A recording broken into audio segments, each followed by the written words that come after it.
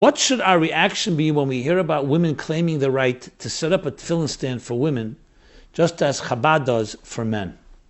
I'll speak very bluntly my reaction. My reaction is I feel sad. I don't feel angry.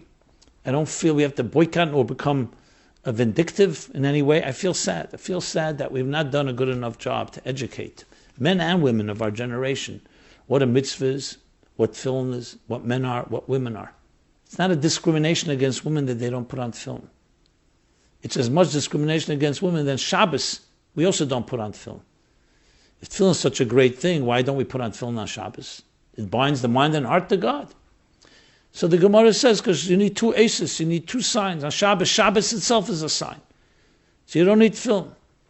Women are compared to Shabbos. Shabbos Malchus, Shabbos Queen. So being that they're like Shabbos all week long, they don't need the tefillin. They themselves are like a walking tefillin. They're walking bound mind and heart to God. Yes, there was Michal Bashal, the daughter of Rashi, who put on tefillin. Just like you say about Rosh Hashanah, that you don't blow shofar when Rosh Hashanah falls out on Shabbos. Because Shabbos itself does what Rosh Hashanah does. I, in the Beis HaMikdash, did blow shofar because there's a level of Hamshach that's even higher. But that's an exception. Nobody puts on tefillin on Shabbos. You're not allowed to.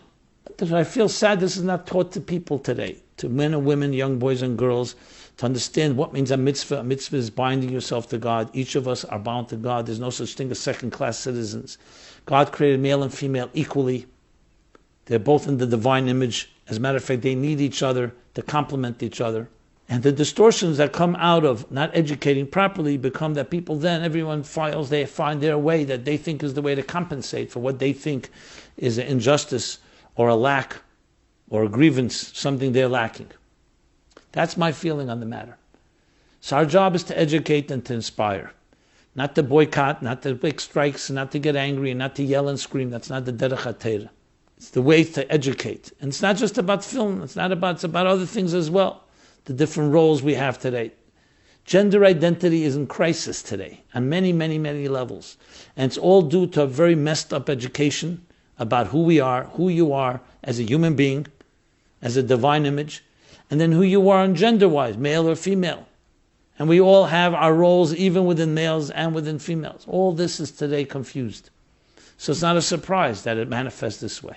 So this is, the only solution I see is education, inspiration, information, teaching, explaining, and not doing it in an aggressive way and not doing it in a crusade-like way or in a condescending way, but simply informing, inspiring like we do with everything else.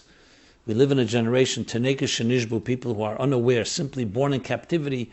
Most did not get a normal Jewish education. When I say normal, the basics, especially the spiritual basics, which are so vital to really appreciate the picture of Judaism.